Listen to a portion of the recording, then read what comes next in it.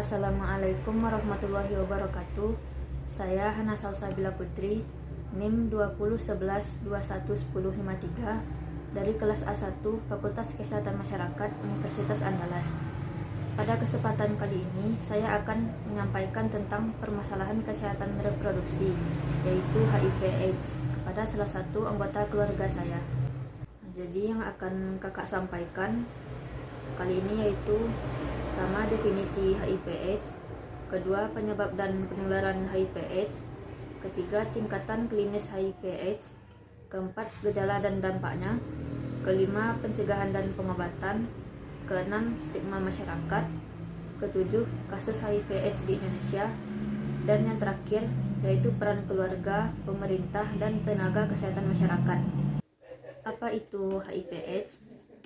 HIV adalah singkatan dari Human Immunodeficiency Virus, yaitu virus yang menyebabkan AIDS dengan sistem kerja menyerang sel darah putih yang bernama sel CD4, sehingga mampu merusak sistem kekebalan tubuh manusia.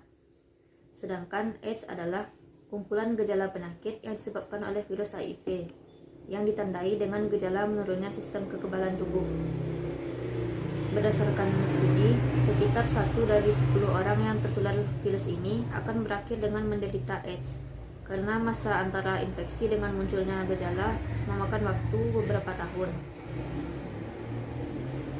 Selanjutnya, etiologi HIV/AIDS.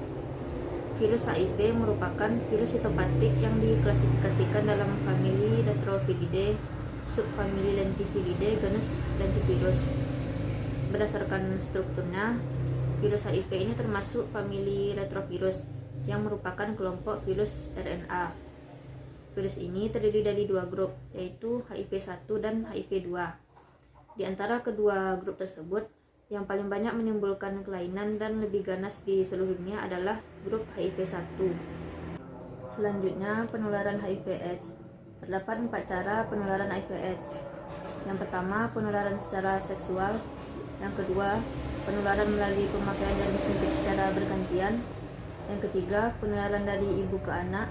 Dan yang keempat, penularan melalui transfusi darah. Selanjutnya, tingkat klinis HIV atau AIDS. Terdapat 4 tingkatan. Tingkat pertama yaitu tingkat klinis 1 atau asimptomatik atau LGP.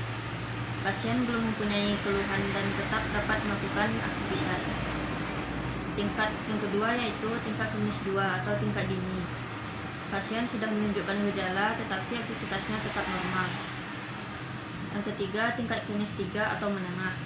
Penderita biasanya berbaring di tempat tidur lebih dari 12 jam per hari.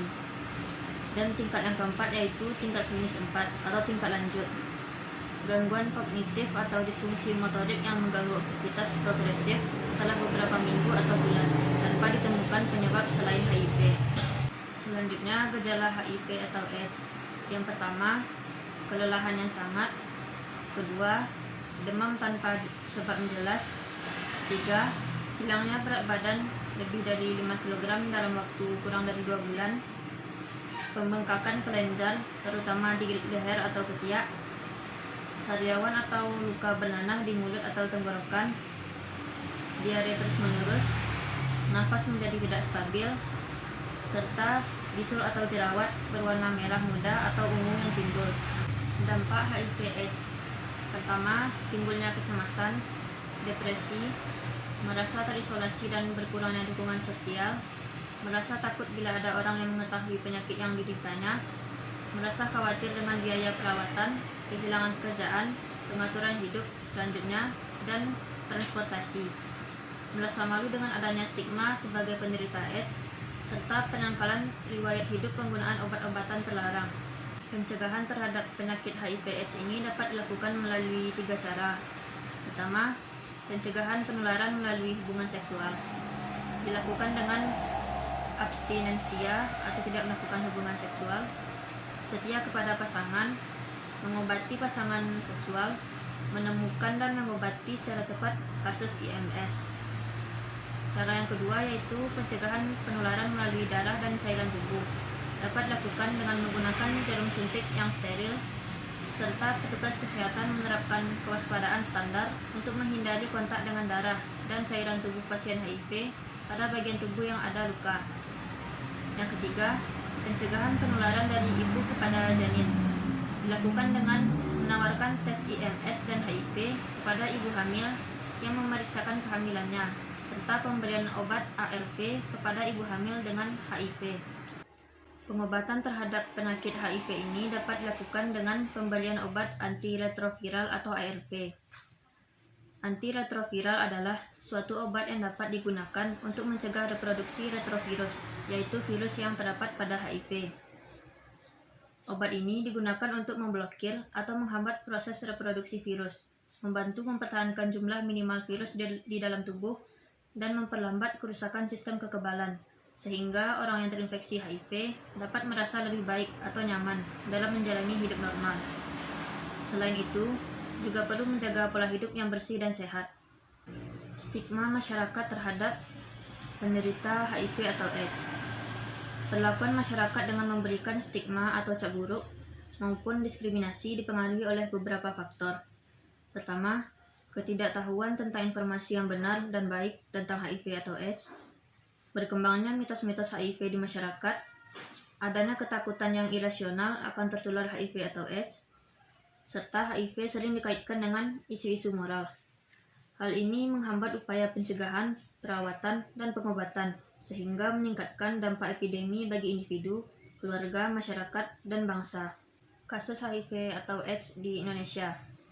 Berdasarkan data Kementerian Kesehatan, hingga Juli 2020, jumlah orang dengan HIV atau AIDS di Indonesia dilaporkan mencapai 358.784 kasus. Dari jumlah tersebut, diperkirakan pada tahun 2020, jumlahnya meningkat menjadi 543.100 orang. Selanjutnya, peran keluarga, pemerintah, dan tenaga kesehatan masyarakat dalam menanggulangi penyakit HIV/AIDS. Pertama, peran keluarga. Setiap keluarga mempunyai kedudukan utama, yaitu sebagai pengantara dengan masyarakat luas, sebagai pemenuhan kebutuhan yang beraneka ragam agar dapat bertahan, sebagai jaringan sosial yang besar, dan sebagai pendukung masyarakat agar dapat bertahan. Demikian juga sebaliknya, keluarga juga dapat bertahan karena dukungan masyarakat. Selanjutnya, peran pemerintah. Pertama, Kementerian Kesehatan meluncurkan Rencana Aksi Nasional Pencegahan dan Pengendalian HIV/AIDS dan PIMS tahun 2020 sampai 2024. Kedua, memberikan pelayanan kesehatan dengan fasilitas yang baik serta biaya yang terjangkau. Ketiga, pemerintah dapat mencegah dengan bersikap tegas untuk memberantas penyakit masyarakat yang dapat mengundang datangnya penyakit HIV/AIDS. Yang keempat, melakukan pengawasan terhadap pencegahan penyakit HIV/AIDS, terutama terkait dengan transfusi darah dan pemakaian jarum suntik dengan melakukan pengawasan di RSU, PMI, dan Puskesmas. Serta yang kelima, pemerintah daerah berkewajiban untuk melakukan koordinasi di masyarakat dan perangkat-perangkatnya untuk melakukan pencegahan dan penanganan HIV/AIDS. Yang terakhir, peran tenaga kesehatan masyarakat. Pertama, meningkatkan program Germas atau Gerakan Masyarakat dan PHBS. Kedua, membina program generasi berencana dengan BKKBN. Yang ketiga, menyediakan konsultasi pelayanan kesehatan reproduksi. Keempat, sosialisasi yang intensif dan penyuluhan tentang penyakit HIV/AIDS. Kelima, meluruskan persepsi dan stigma masyarakat mengenai orang dengan HIV/AIDS yang salah. Keenam, melakukan advokasi kepada pemerintah mengenai penanggulangan kasus HIV/AIDS. Dan yang ketujuh, mengajak masyarakat untuk melawan penularan HIV/AIDS dan memberi dukungan kepada orang dengan HIV/AIDS.